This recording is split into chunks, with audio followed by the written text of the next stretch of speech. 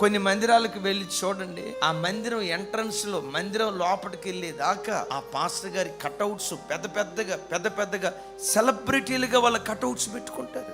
ఇక ఆ విశ్వాసులు నోరు తెరిస్తే మా అయ్యగారు వాళ్ళ అయ్యగారు కూర్చి 100 మాటలు చెప్తారు. యేసయ్య కూర్చి ఒక్క మాట చెప్పడాడు పుణ్యాత్ముడు. అంటే ఎవరు నిలవబెడుతున్నాడు? ఎవరు ఆ స్థలంలో మహిమపరచబడుతున్నారు? దైవజనుడు గౌరవించబడాలి గాని మహిమపరచబడకూడదు. మహిమకు యోగ్యుడు యేసయ్య ఒక్కడు మాత్రమే.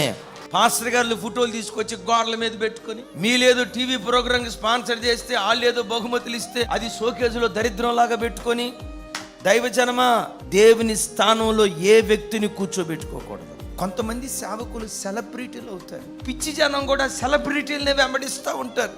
దైవజనుడు ఎప్పుడు మహిమపరచబడకూడదు. సమస్త ఘనత, మహిమ, ప్రభావాలు యేసయ్యకు మాత్రమే కలగాలి.